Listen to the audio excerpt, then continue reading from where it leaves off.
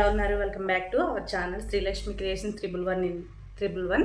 ఈరోజు నేను మీకు బాదుషా ఈజీగా ఎలా చేసుకోవాలో చూపిస్తాను. కావాల్సిన ఇంగ్రీడియంట్స్ వచ్చేసి 1/2 కిలో మైదా పిండి అండి. నేను కొలత వేసి మరీ తీసుకున్నాను, పర్ఫెక్ట్గా రావాలి కదా మనకి. అయితే ఇక్కడ నేను 1/2 కేజీ మైదా పిండికి 1/2 కేజీ షుగర్ని అయితే తీసుకుంటున్నాను. అలాగే చిన్న కప్పు అంటే 2 టేబుల్ స్పూన్ల నెయ్యి, అలాగే ఇక్కడ చూసుకున్నట్టయితే వంట సోడా, బేకింగ్ పౌడర్ ఇవే తీసుకున్నానండి. నెయ్యి వేస్తే చాలా టేస్టీగా ఉంటాయన్నమాట బాదుషా. ఇప్పుడైతే ప్రాసెస్ చూసేద్దాము.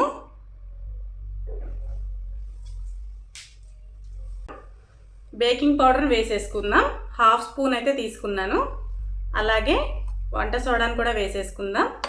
మైదా పిండి తీసుకుంటున్నాను ఇక్కడ. అలాగే ఈ రెండు ఒకసారి మిక్స్ చేసుకోవాలి. మిక్స్ చేసుకున్న తర్వాత మనం నెయ్యిని యాడ్ చేసేసుకోవచ్చు. చాలా ఈజీ అండి, షాప్లో అసలు తెచ్చుకునే పనే లేదు. ఎప్పుడైనా మనకి స్వీట్ తినాలి అనిపించినప్పుడు ఇలా 1/4 కిలో మైదా పిండి ఉంటే చాలు, చాలా బాగా వస్తాయి, పర్ఫెక్ట్గా వస్తాయి అన్నమాట. ఇక్కడ మనం పర్ఫెక్ట్ కొలతలు నేను వెయిట్ మిషన్లో కొలిచి మరీ తీసుకుంటున్నానండి, అందుకే పర్ఫెక్ట్గా వస్తాయి అన్నమాట. తర్వాత మనం నెయ్యి అయితే వేసేసుకుందాం. డాల్డా వేసుకోవాలి. డాల్డా తినకూడదు కాబట్టి హెల్త్కి మంచిది కాదని చెప్పి ఇక్కడ నేను నెయ్యి వేస్తున్నాను. నెయ్యి వేయడం వల్ల మనకి ఎటువంటి ఇబ్బంది ఉండదు, అలాగే టేస్ట్ కూడా చాలా బాగుంటుంది. ఇంతేనండి, చిన్న చిన్న ఇంగ్రీడియంట్స్ ఇంట్లో ఉండే వాటితోనే మనం బాదుషాని అయితే రెడీ చేసేసుకోవచ్చు. ఇప్పుడు స్పూన్ పక్కకి తీసేసి చేత్తో బాగా మిక్స్ చేసుకోవాలి, ఎందుకంటే ఇక్కడ మనం నెయ్యి వేసాం కాబట్టి అన్నీ బాగా కలవాలి.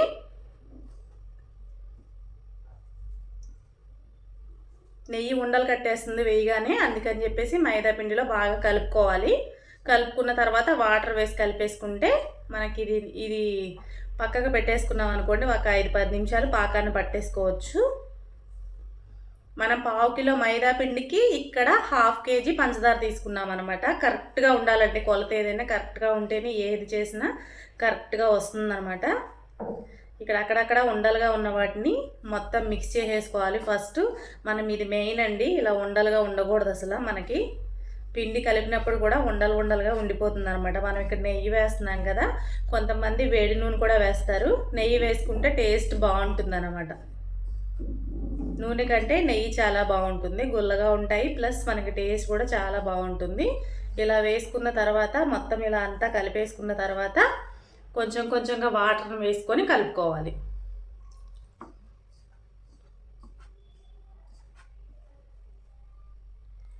మరీ ఎక్కువ వాటర్ వేయొద్దు, బాదుషాలు నూనె లాగేస్తాయి. అలాగే ప్లస్ మనకి ఏమవుతుందంటే మనం పాకంలో వేసినప్పుడు విడిపోతాయి అన్నమాట. జాగ్రత్తగా కొంచెం కొంచెం చూసుకొని వేసుకొని కలుపుకోవాలి.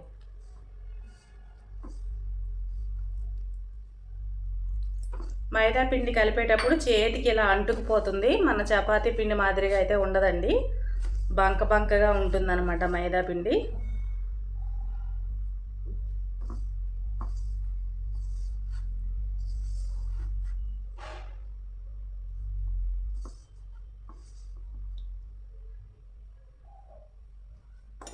ఫస్ట్ ఈ చేతికున్నదంతా తీసేద్దాం.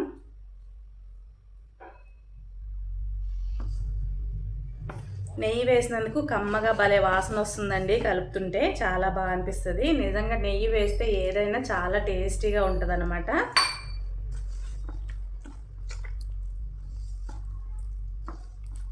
చూస్తున్న విధంగా అయితే కలుపుకోవాలండి, ఇలా కలుపుకోవాలి. చూడండి, ఫింగర్ ప్రెస్ చేస్తే ఇలా మెత్తగా అయితే ఉండాలి.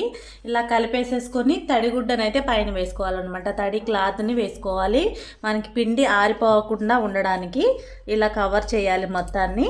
పిండి ఆరిపోవడం వల్ల మనకి పైన ఉన్న లేయర్ అంతా గట్టిగా తయారవుతుంది. ఇప్పుడు మనం పాకాన్ని అయితే పట్టేసుకుందాం. పిండి నానేలోపు మనకి పాకాన్ని పట్టేసుకోవచ్చు.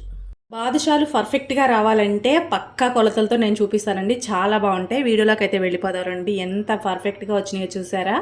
ఇలా మనకి షాప్లో తెచ్చుకున్న వాటిలాగే ఉంటాయి. ఎలా చేసుకోవాలో వీడియోలోకి అయితే వెళ్ళిపోదాం, చూసేద్దాం రండి. మరి ఇందులో మనం 1/2 కేజీ పంచదార తీసుకున్నాం కదండి, ఈ 1/2 కేజీ పంచదారని ఇందులో వేసేసుకోవాలి.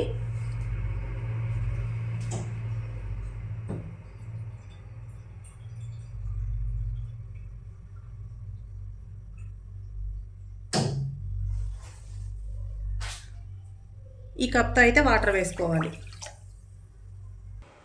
మనకి పంచదార అంతా కరిగిపోయిందండి. ఇలా కరిగిపోయాక మనకి పాకం ఎలా రావాలంటే తీగ పాకంకి తక్కువ, అలాగే మనకి గులాబ్ జామ్ పాకం ఉంటుంది కదండి, దానికి సమానంగా రావాలన్నమాట. అలా వస్తే సరిపోతుంది. మనకి గులాబ్ జాములకి ఏ పాకం అయితే పడతామో అలా ఉంటే సరిపోతుంది. తీగ పాకానికి కొంచెం తక్కువగా ఉంటే మనకి బాదుషా అనేది బాగుంటుందన్నమాట. ఇందులో ఈ పాకం చిక్కబడకుండా జ్యూసీగా ఉండడానికి మనం స్ఫటికను వాడతాము. స్ఫటిక అనగానే స్ఫటిక అంటే ఏంటి అనుకోవచ్చు. స్ఫటిక అంటే మనకి గుమ్మాల దగ్గర కట్టుకుంటామండి పట్టిక. దాన్ని అయితే ఇందులో చిన్న ముక్కనే వేస్తాను, నేను చూపిస్తాను అది కూడా. స్ఫటిక అంటే ఇదేనండి, మనకి పటికీ బెల్లం లాగా ఉంటుంది, సేమ్ కలరు. కానీ ఇది గుమ్మాల దగ్గర దిష్టి కోసము, అలాగే కొన్ని పిండి వంటల్లోని పాకాల్లోని అయితే వాడతారు. దీన్ని ఒక చిన్న ముక్క ఇందులో వేయాలన్నమాట. ఈ ముక్కల్ని చిన్న ముక్కలుగా కొట్టుకొని ఈ స్ఫటిక ముక్కను వేయడం వల్ల పాకం అనేది గట్టిపడకుండా జ్యూసీగా, వారం రోజులైనా సరే మనకి బాదుషాలు జ్యూసీగా ఉంటాయన్నమాట. గట్టిపారకుండా ఉండడం కోసం ఇలా అయితే వేసుకోవాలి.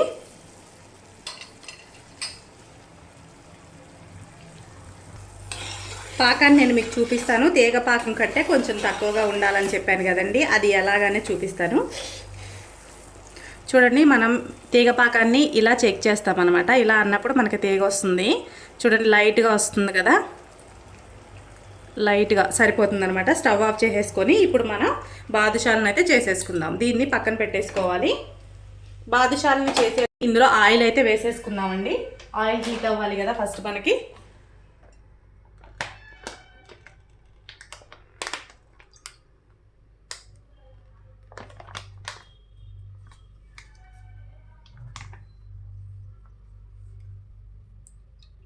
ఇలా అయితే ప్రెస్ చేసి పక్కన ప్లేట్లో అయితే పెట్టేసుకుందాం. మరొక పీసుని తీసుకుందాం. పెద్దవి కావాలంటే పెద్దవి చేసుకోవచ్చండి, చిన్నవి కావాలంటే చిన్నవి చేసుకోవచ్చు. ఇలా ప్రెస్ చేసి ఇదిగోండి, ఈ ఫింగర్తోని ఇలా ప్రెస్ చేయాలి లోపల వరకు. ఇలా ప్రెస్ చేసిన తర్వాత దీన్ని తీసి, ఇది ఉంటుంది కదా, దీంతో ఇలా ప్రెస్ చేయాలన్నమాట. చూసారు కదా, ఇలా అయితే వస్తుంది. ఇలా ప్రెస్ చేసుకొని అన్నీ ఇలా పక్కన పెట్టేసుకోవడమే. హోల్ అనేది కనపడినట్టుగా ఉండాలండి.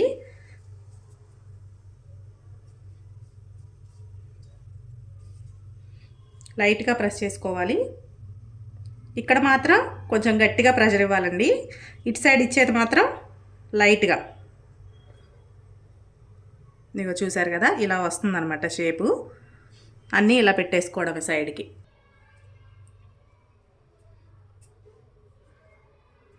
ఇలా తీసుకున్నాం కదండి, ఇంకొక టైప్లో కూడా చూపిస్తాను. ఇదిగోండి, మెల్లగా ఇలా ప్రెస్ చేసుకోవాలి. ఇలా ఫింగర్తో ఇలా ప్రెస్ చేసుకోవాలి. మళ్ళీ వెనక్కి తిప్పి ఇటు నుంచి కూడా, అంటే హోల్ కనపడుతుంది లైట్గా మనకు. చూసుకున్నట్టయితే ఇలా అనమాట. చూసారు కదా, ఇలా అయితే రావాలన్నమాట. ఎక్కువ కూడా దాన్ని బాల్ నున్నగా చేయొద్దండి, ఎందుకంటే మనకి క్రిస్పీగా రావాలి కదా. ఇంకొకటి ఏంటంటే మనకి కొంచెం ఇలా లైన్స్ ఉంటే బాదుషా కూడా చాలా బాగా కనిపిస్తుంది. ఇలా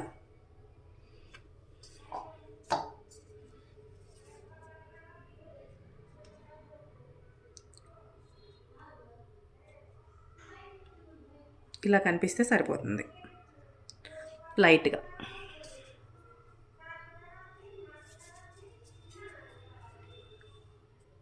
ఇలా అయితే చేసేసుకున్నాను. ఇప్పుడు మనం స్టవ్ ఆన్ చేసుకొని నూనె పెట్టుకున్నాం కదండి, స్టవ్ అయితే ఆఫ్ చేసేసాను. ఎందుకంటే మనము స్టవ్ ఆన్ చేసి పెడితే మొత్తం ఫైనల్ లేయర్ అంతా వేగిపోతుంది, లోపల అనేది వేగదు. నూనె మీడియంగా వేడెక్కిన తర్వాత మనం ఈ బాదుషాలను అయితే వేసేసుకోవాలి.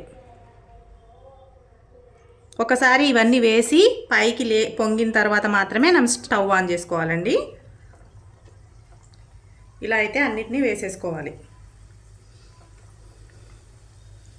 పొంగిన తర్వాత మాత్రమే మనం స్టవ్ ఆన్ చేసుకోవాలండి. ఇది మెయిన్, ఎందుకంటే లోపల అనేది ఉడకదనమాట. మనం డైరెక్ట్గా స్టవ్ ఆన్ చేసి ఐలో పెట్టి కానీ చేసామంటే లోపల ఉడకకుండా పైన మాత్రమే లేయర్ ఉడికిపోతుంది, లోపల గట్టిగా పిండి అనేది అలాగే ఉండిపోతుంది. ఇలా వేసుకున్న తర్వాత అవి పొంగుతాయండి. పొంగి పైకి వచ్చిన తర్వాత మాత్రమే మనం స్టవ్ ఆన్ చేసుకుందాం. చూడండి, ఒక్కొక్కటి పైకి అనేవి వస్తున్నాయి కదా. ఇలా వచ్చినప్పుడు కలర్ కూడా తెలుస్తుంది మనకి.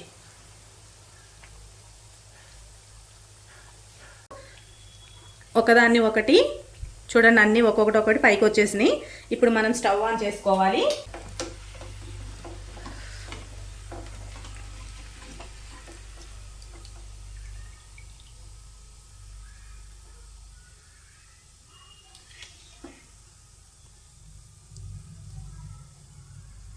ఇప్పుడు వీటిని ఈ పాకంలో అయితే వేసేసుకుందాం.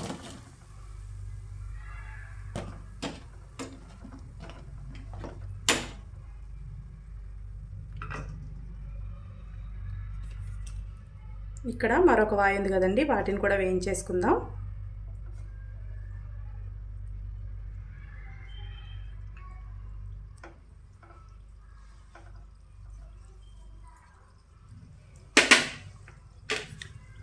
పాకం అంతా పట్టేలాగా దీన్ని ఒకసారి తిప్పుకుంటూ, ఇలా తిప్పుకుంటే మరో సైడ్ కూడా పాకం అనేది లాక్కుంటుందండి.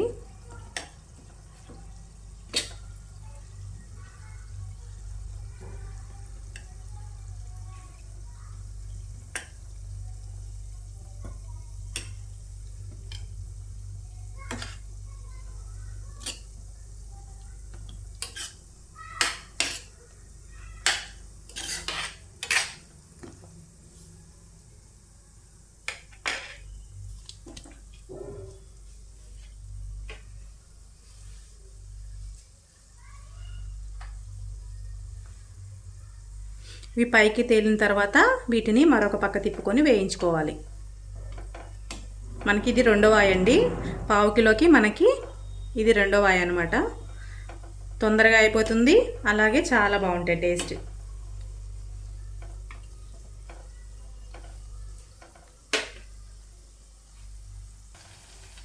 ఇవి కూడా చూడండి చాలా బాగా పొంగుతున్నాయి అన్నమాట. అంటే గుల్లగా భలే వస్తున్నాయి. వీటిని సిమ్లో పెట్టుకొని 2 సైడ్స్ బాగా వేయించుకోవాలి. ముందు వాయిగా మనం వేసుకున్న బాదుషాలు అయితే ఒక 5-10 నిమిషాల తర్వాత తీసేసుకోవాలండి. మళ్ళీ విడిపోయినట్టు అయిపోతాయి అన్నమాట. పాకం లాక్కున్న తర్వాత తెలిసిపోతుంది మనకి. ఆ పాకం అంతా లాక్కొని ఇలా అయితే అవుతాయి అన్నమాట. తర్వాత మనం తీసేసుకోవాలి. ఒక 5-10 నిమిషాలు ఉంటే సరిపోతుంది. ఇంత ఈ చిన్న ఇంట్లో చేసుకోవచ్చు అండి, చాలా ఈజీగా. చూడండి ఎంత బాగా వచ్చినాయో అసలు. మనం బయట నుంచి తెచ్చుకునే పనే లేదు. ఎప్పుడైనా సరదాగా స్వీట్ తినాలని అనిపిస్తుంది. ఎప్పుడు స్వీట్ తినని వాళ్ళు కూడా ఉంటారు. అప్పుడప్పుడు వాళ్ళకి కూడా స్వీట్ తినాలనిపిస్తుంది. అలాంటి టైంలో మైదా పిండితో ఇలా చేసుకుంటే చాలా బాగుంటాయి. మైదా పిండితో చేసుకోవచ్చు, అలాగే గోధుమ పిండితో కూడా చేసుకోవచ్చు. కానీ మైదా పిండితోనే పర్ఫెక్ట్గా వస్తాయి అన్నమాట ఇవి. ఇవి కూడా వేగిపోయినాయండి, తీసేసుకుందాం వీటిని కూడా. చూసారా ఎంత బాగా వేగినాయో. ఈ వీడియో కనుక మీకు నచ్చితే లైక్ చేయండి, షేర్ చేయండి, సబ్స్క్రైబ్ చేయండి. స్టవ్ ఆఫ్ చేసేసుకుందాం.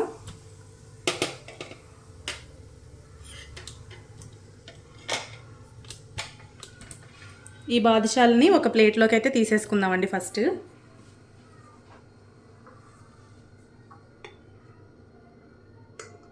పాకం రాకుండా తీసుకొని మనం,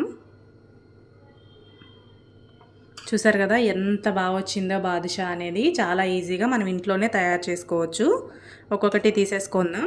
మళ్ళీ మనం రెండో వాయి వేసాం కాబట్టి అది కూడా ఇందులో వేసుకోవాలి.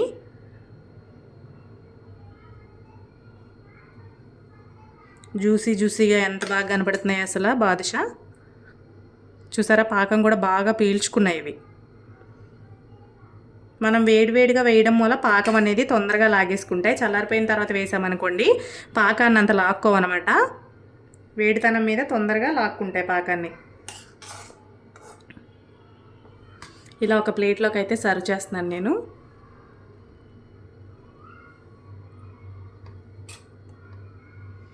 రెండు పక్కలా తిప్పుకోవాలండి. పాకంలో వేసినప్పుడు రెండు పక్కలా తిప్పుకుంటే పాకం అనేది బాగా లాక్కుంటాయి అన్నమాట ఇవి.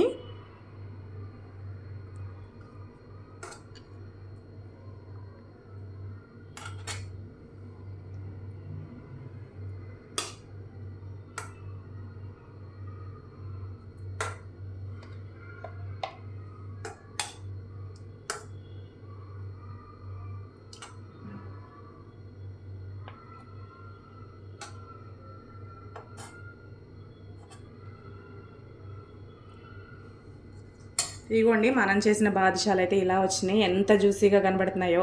ఇప్పుడు ఇవి కూడా ఇందులో వేసేసుకుందాం. వాటిని కూడా 2 సైడ్లు తిప్పుకుంటూ పాకం లాగే విధంగా ఒక 10 నిమిషాలు ఉంచుకుంటే ఇవి కూడా పాకం లాగేసుకుంటాయండి. వేడి మీదే వేసేయాలి, అప్పుడే పాకం బాగా లాక్కుంటాయి అన్నమాట. చూసారు కదా ఎంత కలర్ఫుల్గా, ఎంత ఈజీగా మనం బాదుషాలు పర్ఫెక్ట్ కొలతలతో చేసుకోవచ్చో చూపించాను కదా.